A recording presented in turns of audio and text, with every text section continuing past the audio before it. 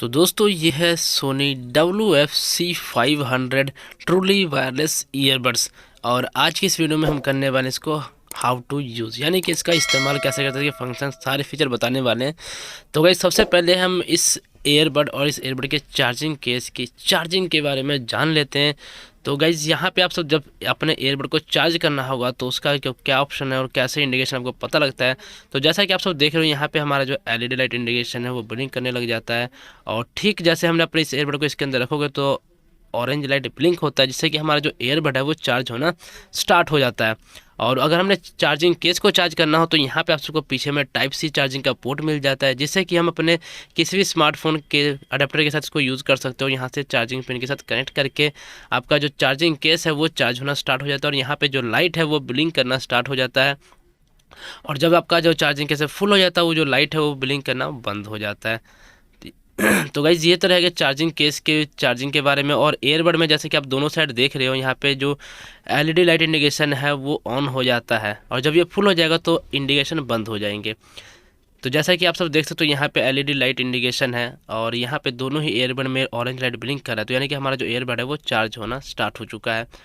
और गाइज अगर हम बात की जाए जब आप इसको यूज़ कैसे करते हो, यानी कि जब आप दोनों ही ईयरबड को चार्जिंग केस में से बाहर निकाल लेते हो तो इसको पेयर करने की बारी आती है।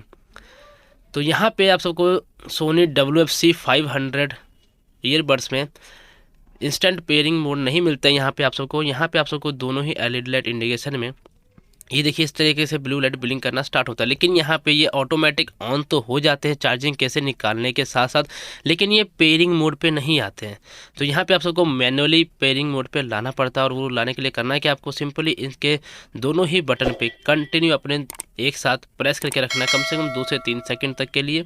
उसके बाद यहाँ पे जो लाइट है वो ब्लिंक करना फास्ट हो जाएगा एंड 2 बारी ब्लिंक करना स्टार्ट हो जाएगा। जैसे कि मैं आपको लाइव करके दिखा रहा हूँ, यहाँ पे मैंने दोनों पे टच एंड होल्ड करके रखा हुआ है और यहाँ पे आप देखोगे जो लाइट है ना वो 2 बारी ब्लिंक करना स्टार्ट हो जाएगा। ये देखिए दोनों ही ईयरबड में 2-2 बार जो ब्लू लाइट है वो ब्लिंक करना स्टार्ट हो जाएगा। तो हमारा जो ईयरबड है वो पेयरिंग मोड पे आ जाता है, ये देख लीजिए आप।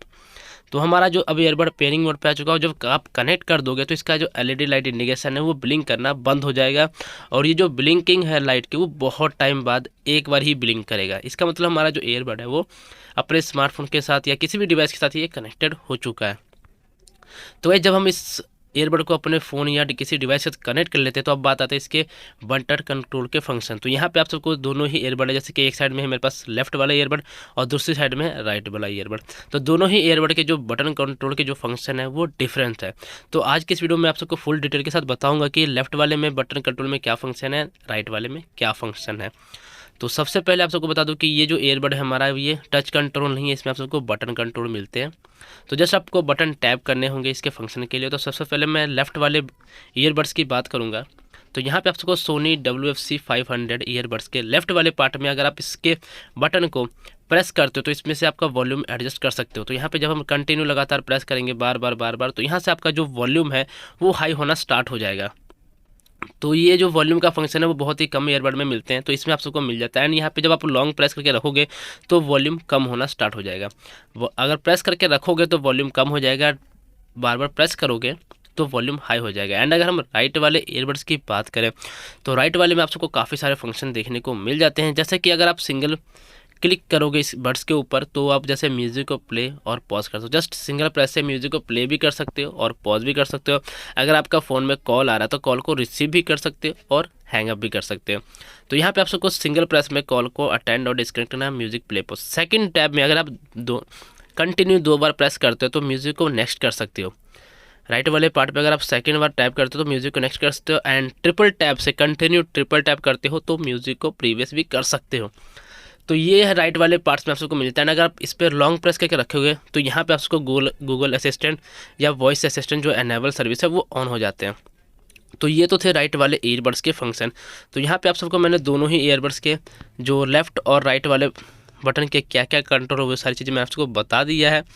और अगर आप बात कर लें इस ईयरबड को अगर आप सबके कनेक्टिविटी में किसी भी तरह का इशू आ रहा है तो उसके लिए आपको रीसेट करना होता है। तो रीसेट करने का जो तरीका है वो मैंने ऑलरेडी एक वीडियो में बना दिया है, और अगर आप सब चाहो तो उसका जो लिंक है डिस्क्रिप्शन में डाल दूंगा, आप सब चाहो तो वहाँ से चेकआउट कर सकते हो कि हमें इस ईयरबड का रीसेट कैसे करना है। तो गाइस अगर आप इस ईयरबड को यूज़ नहीं करोगे तो इसके चार्जिंग केस में जब आप रख दोगे तो ये जो ईयरबड है वो ऑटोमेटिक ही ऑफ हो जाता है और चार्जिंग मोड पर आ जाता है।